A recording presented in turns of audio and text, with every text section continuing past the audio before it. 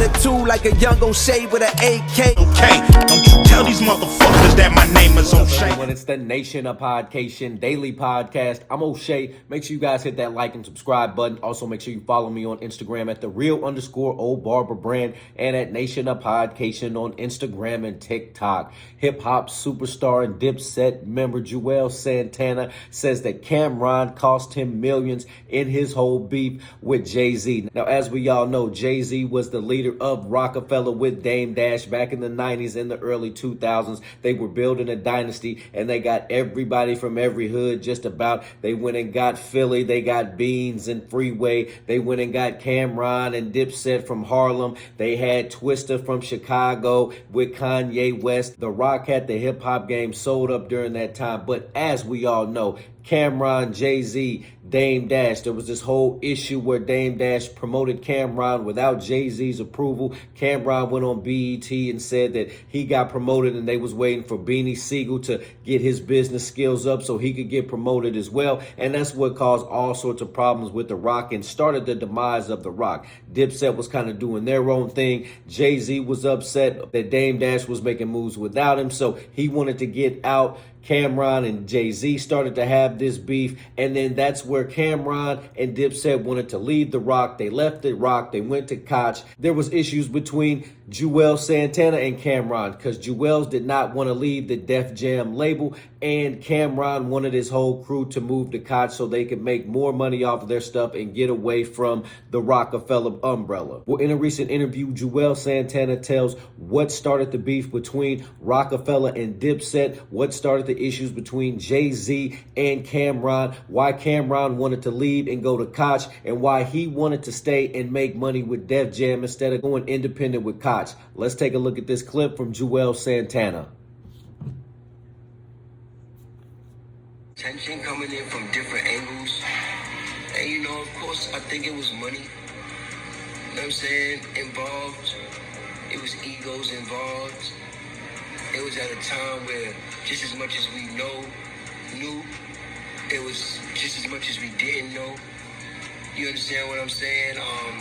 We were all becoming stars in our own right, getting bigger and bigger every day. Right. You know what I mean? And the Rockefeller shit, you seen what happened with them. It was almost like a pick a side thing. Like Jay and Dame split. Like you said, that whatever that thing was, I don't... All right, so right there, you got Juelz talking about the split of Rockefeller with Dame Dash and the Harlem guys this way. You had Jay-Z, Beanie Siegel with the Philly guys on this side. Let's tune back in. No, but Jay and Cam, I said Jay and Cam, Jay and Dame split down the middle. And then you seen, everybody seen what that was. That led to pick a side. That's exactly what that was. Yeah. I mean, Jay becomes the president, and I'm still over there. So Cam is like, nah, I want you to come to Koch. And this nigga's the president? Like, nah. Like, you're not doing this. I'm like, nah, I want that Def Jam. Koch is not a good look for me.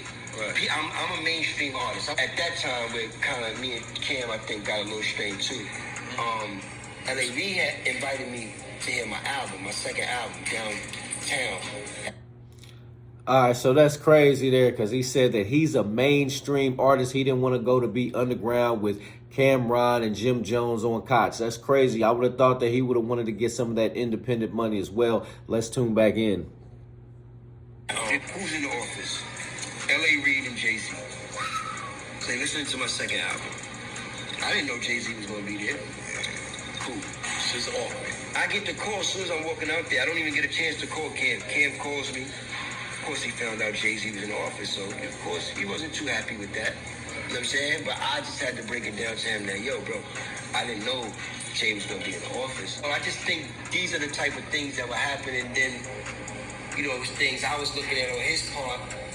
So right there, you hear Juelz Santana talk about that rift between Jay-Z and Cameron to where they had their issues. You know, Cameron was doing his own thing. And then it kind of looked like Juelz Santana was playing both sides. He was hanging out with his boys with the Dipset and Cameron. They were trying to do the Koch thing, but he was still working with Def Jam. And then Jay-Z happened to be there. And it's kind of just looking kind of funny. And I can see where Cameron was coming from because you're kind of dealing with the enemy and still hanging with your boys. Let's tune back in. And I'm like, damn, is he doing this to fuck? You know what I'm saying? I'm just telling you how things.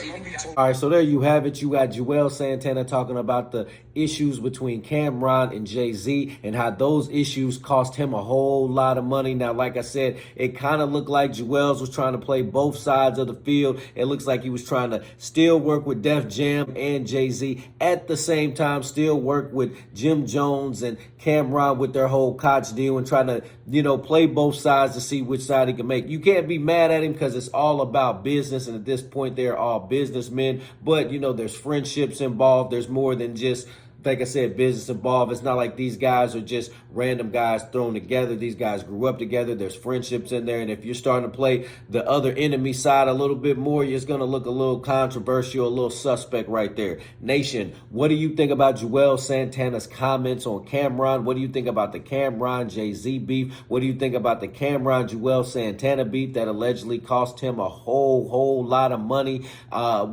Are you checking for a Dipset reunion? Would you like to see a Dipset reunion in 2024? Nation, let me know in the comment section down below. Make sure you guys hit that like and subscribe button on your way out. Peace. O'Shea and I have been kicking it strong for a minute now. O'Shea doesn't drink. He doesn't smoke. O'Shea is a professional model. Attitude like a young O'Shea with an AK. Okay, don't you tell these motherfuckers that my name is O'Shea.